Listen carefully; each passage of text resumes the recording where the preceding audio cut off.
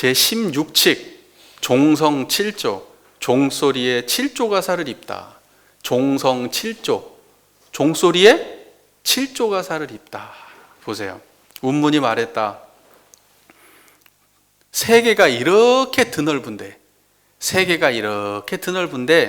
무슨 까닭에 종소리에 7조 가사를 입느냐? 무슨 까닭에 종소리에 7조 가사를 입느냐? 이게 다예요. 운문이 말했다. 세계가 이렇게 드넓은데 무슨 까닭에 종소리에 7조 가사를 입느냐? 이게 끝이요. 참 본문 이렇게 하면 얼마나 편해요, 그죠? 이게 끝이요, 본문이. 보세요. 7조 가사가 뭔 말인가 일단 이해가 안 되시잖아요. 7조 가사가 뭔지는 알아야 될 거 아니에요. 7조 가사가 뭔 말이냐면 제가 이거 인터넷 여러 번 뒤져보면서 찾아낸 거예요. 7조 가사 그러니까 잘 안 떠. 그래서 막 찾아가 보니까 7조 가사라는 게 이거더라고요. 여러분 스님들 옷 입은 거 아시죠? 안쪽에 하얀색으로 이렇게 요런 옷을 입고 난 다음에 그 겉에다가 뭐 하나를 또 둘렀잖아요. 이렇게 뭐 진한 색깔, 빨간색도 있고 금색도 있고 어떤 건 뭐 이렇게 아주 진한 갈색 같은 거 이런 거 하나를 또 둘러서 이렇게 하고 있잖아요. 요 둘른 게 가사예요. 그게 가사고 안에 입은 옷을 장삼이라고 한답니다. 그래서 가사장삼 이렇게 얘기하는데요. 이 가사를 둘렀잖아요. 그 가사가 어떤 식으로 만드느냐 그러면 쪼가리가 있죠. 천쪼가리 하나를 요렇게 길쭉하게 있어요. 길쭉하게 천쪼가리를 요렇게 있어. 요것을 한조라고 한다면 한조. 요것을 길쭉한 것을 7개를 붙여가지고 천을 네모나게 만들었어. 그럼 요걸 뭐라 그래요? 7조라고 한답니다. 이게 7조 가사예요. 그 7조 가사는 언제 입는 것이냐? 법설하고 예불하고 사람들 대면하고 뭐 그럴 때 대중 모임하고 선하고 이럴 때 7조 가사 입는답니다. 그 다음에 5조 가사가 있어. 5조가리로 만든 거. 5조 가사는 언제 하는 것이냐? 일할 때. 그 다음에 여행 가거나 잠자고 이렇게 허드레로 편하게 입을 때는 5조 가사를 입는데요. 그리고 9조에서 25조까지 쓰는 가사가 있답니다. 9조에서 25조까지. 그 9조에서 25조까지 쓰는 가사는 그것은 상의라고 해요. 상의, 중의, 하의 그래요. 중의가 아까 7조 가사고 하의는 5조 가사고 지금 상의가 9조에서 25조까지 되는 가사인데 그것은 언제 쓰는 거냐 그러면 어디 그 왕궁 들어갈 때 또는 그거 입고 나들이 갈 때 우리 나들이 가면 좋은 옷 입고 가잖아요. 제일 좋은 옷 입고 가죠. 그것처럼 그 9조에서 25조 그 가사는 그때 쓰는 거랍니다. 그렇게 해가지고 가사가 이렇게 종류가 다르대요. 쪼가리가. 그래서 내가 이것이 뭐 사실인가 그러고 그 왜 인터넷으로 그 스님들 복장을 쫙 검색해가지고 가깝게 땡겨봤어요. 천을 쪼가리가 붙어 있는가? 그 진짜 그렇게 생겼더라고. 진짜 그렇게 생겼어. 쪼가리 붙어 있고 여기도 쪼가리 이렇게 붙어 있어. 그래서 그렇게 네모나게 만들었더라고. 한 장으로 된 게 아니었어요. 우리가 그때 볼 때는 그냥 한 장으로 된 것 같잖아요. 한 장이 아니야. 붙어 있어요. 상식으로 알아두시고 저도 처음 알았어요. 이거 설교 준비하면서. 그래서 7조가리를 붙인 게 7조 가사예요. 그러니까 7조 가사는 그때 당시에 그러니까 운문선사가 설법할 때도 입고 있었고 대중들도 다 7조 가사 걸치고 있는 거예요. 무슨 말인지 이해되시죠? 그럼 그 상황이 법회를 하는 상황이니까 그 상황입니다. 그래서 이 상황은 이해가 되셨죠? 그러니까는 지금 어떤 거냐면요 이렇게 돼 있어요. 화두에 이 화두가 지금 너무 짧은데 배경이 뭐냐면은 운문선사가 법설을 하려고 법당에 이게 가가지고 이렇게 딱 앉았는데 종소리가 밖에서 띵 울린 거예요. 종소리가 띵 울리니까 법문을 바로 이렇게 한 거예요. 세계가 이렇게 넓은데 종소리 무슨 까닭에 종소리에 7조 가사를 입는가? 이걸 딱 법문을 한 거예요. 상황이 그렇게 된 거예요. 이해가 되시죠? 법문하러 갔는데 종소리가 들렸고 종소리를 들으면서 이 화두를 법문을 한 것입니다. 이제 풀어보자면 간단한 거예요. 여러분 뭐 바로 아시겠어요? 설명은 못해도 아시겠어요? 답은 알겠지. 일단은 뭐 이 문제를 떠나서 이미 청정한 자리는 이미 드러나셨을 테니까. 그죠? 예. 문문이 법을 설하기 전에 이미 청정법계예요, 거기가. 문문이 설하기 전에 자리가. 그 다음에 종소리가 띵 하고 들린 그 자리가 청정한 그 자리고, 가사장삼 걸친 그 자리가 청정한, 7조 가사 걸친 그 자리가 청정한 그 자리예요. 그러면 해결된 거예요. 이렇게 끝내면 너무 서운하니까. 자, 보세요. 이 세계가 이렇게 드넓은데, 이 세계가 뭐예요? 드넓은 세계가. 광대무량한 광활한 이 세계가 뭡니까? 불국토 청정한 이 자리예요. 이 세계는 지금 우리가 생각하는 이 지구가 아니에요. 이거는 드넓은 세계가 아니에요. 이것은 끝나요. 여러분, 지구본 보세요. 우리가 크다고 생각하지만 한계가 있는 세상이야. 이거 크다고 얘기 안 해요. 사람들은 세계 그러면 다 이거 생각하겠지. 뭐 나라, 뭐 이런 거 생각하겠지. 뭐 하늘, 땅, 이 뭐 지구 이런 거 생각하겠지. 근데 여기서 이야기하는 세계는 뭐냐면 마음 세계를 얘기하는 거예요. 청정, 국토를. 우리의 자성을 두고 하는 말입니다. 그게 광활한 세계예요. 그럼 이 세계는 어때요? 나한테만 드러나, 깨달은 운문선사한테만 드러나 있습니까? 깨닫지 못한 모든 유정물이 다 그렇게 그 자리가 드러나 있습니까? 이미 일체중생 개유불성이요. 다 이미 그 자리요. 이 세계는 이렇게 광활해서 어디 걸리고 막힘이 없어서 이미 모든 부처와 재불조사와 모든 일체중생이 다 이미 드러나 있는데, 뭐 때문에 종소리 들으려고 법회를 알리는 종소리를 들어서 듣고 법회에 모여가지고 7조 가사를 읽고 법회에 모여서 무슨 법문을 설하고 듣고 앉아있냐. 이미 광활하게 이렇게 다 툭 터져 있는데. 이렇게 말한 거예요. 내용의 맥락이 보면. 그러니까 이렇게 이야기를 하고 나면은, 아, 이제 내가 이해가 잘 됐구나. 어떤 사람은 청정한 자리를 모르고도 이렇게 설명하면 잘 알아들을 거고, 어떠한 분은 제가 이 이야기를 하는 동안에 본질을 환히 보시겠죠. 중요한 건 그거 봤냐 못 봤냐지. 그걸 이해했냐 못했냐가 중요하겠습니까? 무슨 말인지 이해가 되시죠? 그러니까는 여기에서 세계, 광활하게 이 넓은 세계와, 죄송합니다. 제가 트름이 죄송해요. 넓은 세계와 그 다음에 종소리와, 아니 7조 가사가 뭔 인과관계를 거기서 따지고 앉아 있어요. 이 얘기를 딱 들으면 누구라도 견해가 없는 사람들이 이 얘기를 들으면은 인과관계를 따지고 안 가지. 왜 종소리하고 7조 가사가 뭔 관계가 있을 거며, 도대체 종소리하고 광활한 세상이 광활한 거하고 이 종소리 7조 가사가 뭔 상관이 있을까? 거기에 답이 있어요, 없어요? 답이 없어요. 답이 없어요. 이제 거기에 빠지면 그러면 이제 그 생각 속에서 헤매고, 그 생각이 논리 구조가 어느 정도 맞았다고 생각하면, 아, 내가 화두를 풀었구나. 또는 그것이 이 세상의 지금의 상황하고 맞게 잘 해석이 돼가지고 사람들이 얘기 들었을 때, 와, 그렇게 멋진 말이야?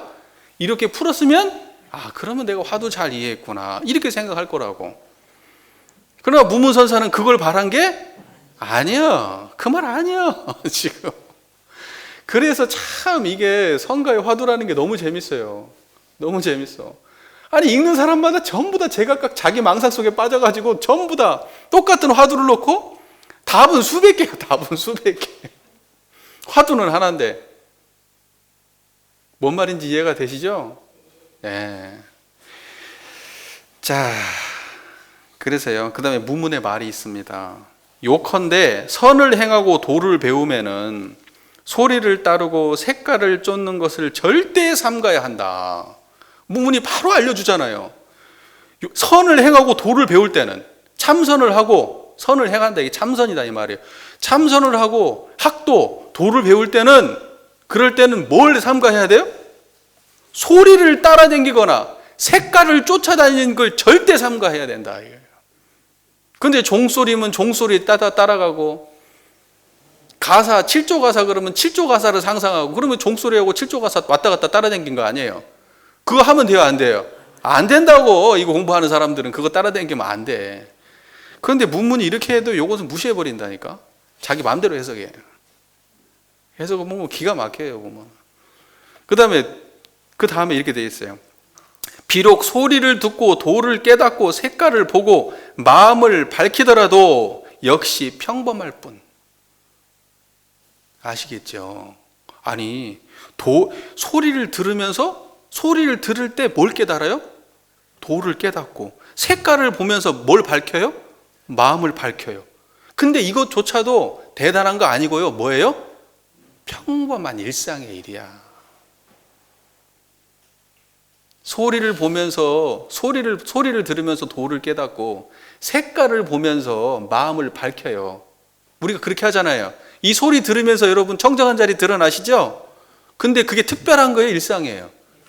그게 평범한 일이라고요. 그게 평범한 일이라고. 대단한 거 아니야, 그거. 그 다음은 뭐라고 얘기하느냐?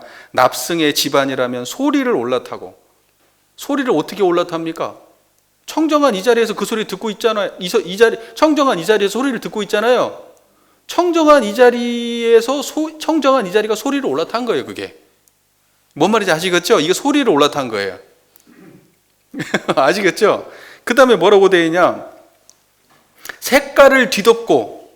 색깔을 어떻게 뒤덮어요? 청정한 이 자리가 색깔을 알아. 이게 청정함이 색깔을 뒤덮은 거예요. 그러니까 선가의 화두생 그런 얘기가 많아요. 무슨 하늘을 삼키고 무슨 천지를 뒤덮고 이런 얘기 나와요. 깨닫고 나면. 그게 뭔 말이에요?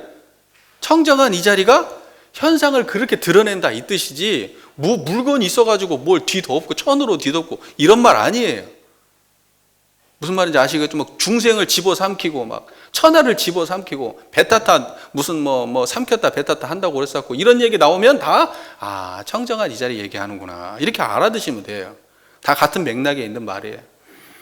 그래서 색깔을 뒤덮고 하나하나에서 밝고 두두물물이 다 밝게 드러나고 하는 일마다 묘하다는 하는 일마다 청정한 이 자리가 다 들어서 한다 이 말이에요. 그렇게 묘하다는 것을 전혀 알지 못한다. 왜? 일상이라서.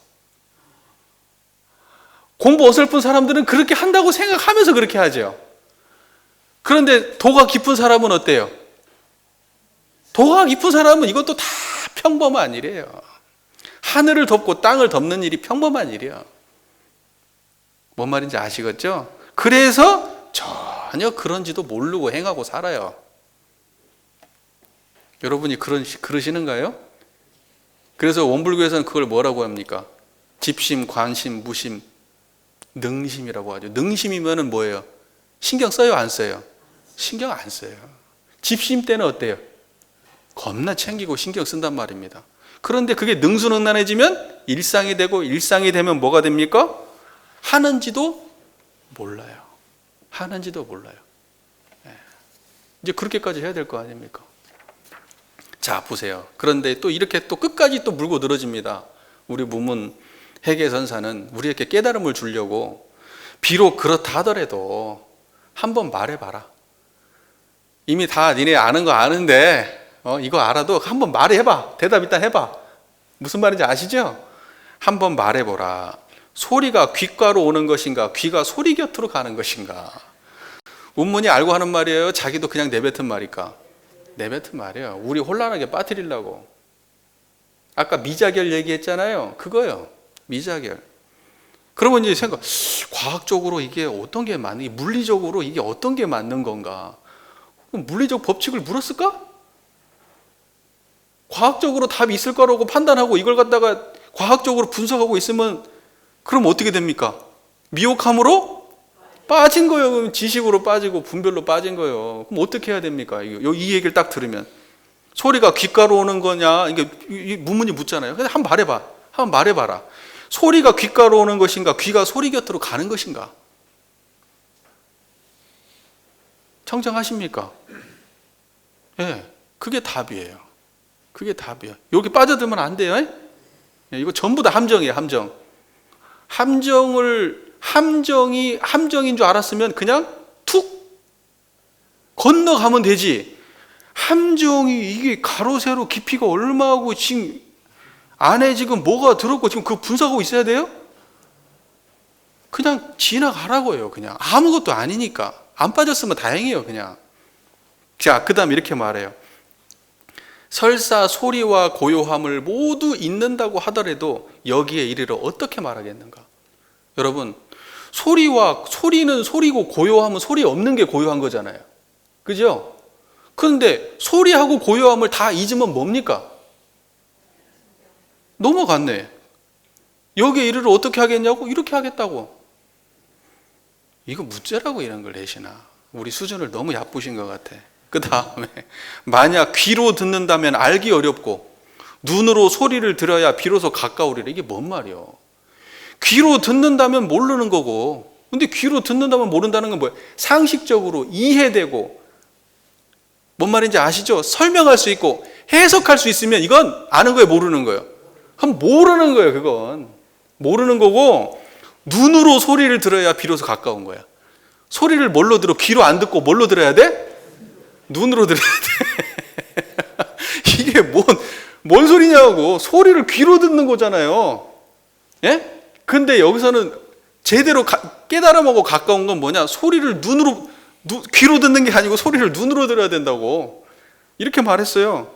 이게 도대체 말도 안 되는 소리요. 이게 뭔 말이야, 여러분? 여러분, 볼 때 어디예요? 그 자리. 들을 때 어디예요? 그렇잖아. 그러니까는 뭐냐면 볼 때도 듣는 그 자리요. 들을 때는 보는 그 자리라고. 뭔 말인지 아시겠죠? 그러니까 청정하시면 돼. 그래서 볼 때 들을 줄 알고 들을 때 볼 줄 알아야 돼. 그래야지 그게 가까운 거고, 소리니까 듣고 보이는 건 본다. 그렇게 해가지고 이것이 일치되는 자리만 우리가 찾아 헤맨다 그러면 여러분은 논리 속에 빠지고 옳고 그름 속에 빠지고 언어 속에 헤매요. 뭔 말인지 이해되시죠? 아주 문문선사가 친절하게 그냥 덫을 많이 놨어요. 자, 재밌습니까? 그 다음에 이제 무문의 송, 여기까지 하겠습니다. 무문의 송. 2개를 해도 시간은 채웁니다. 제가 보니까 참 저는 어떻게 못하나 봐요. 시간 많으면 시간 많은 대로 다 써버리네. 짧으면 짧은 대로 하고. 무문의 송 보시게요. 알면 곧 온갖 일이 한 집안이나 알지 못하면 1000가지 만가지가 다르고, 알지 못하면 온갖 일이 한 집안이나 알면 곧 1000가지 만가지가 다르다. 이게 무슨 말이냐면요, 회라는 건 안다, 불회는 모른다, 이 말이야. 그러면 알면은 회면 온갖 일이 한 집안이다. 그런데 뒤에 또 다시 알면은 1000가지 만가지가 다르다, 이렇게 말해.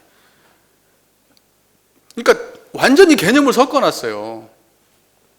개념을 완전히 섞어놨단 말이에요.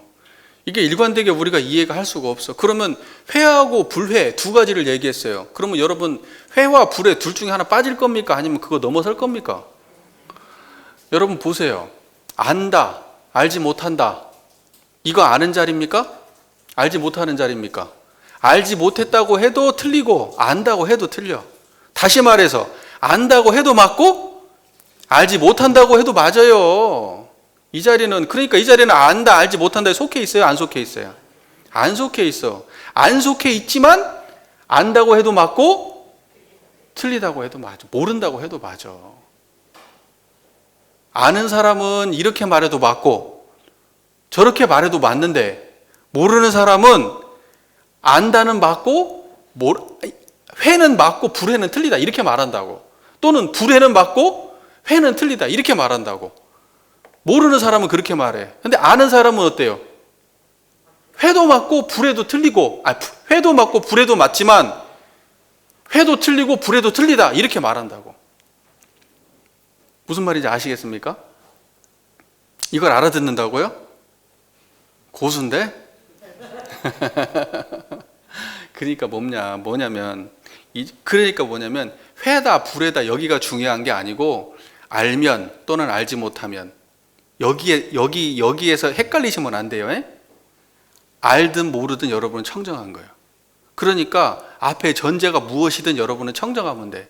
그러면 청정하면은 온갖 일이 다 한 집안 일이에요. 무슨 말인지 아시겠죠? 청정하면 천 가지 만 가지가 다 형상이 있는 그대로 형형색색으로 다 있는 그대로 다르나 청정한 이 자리는.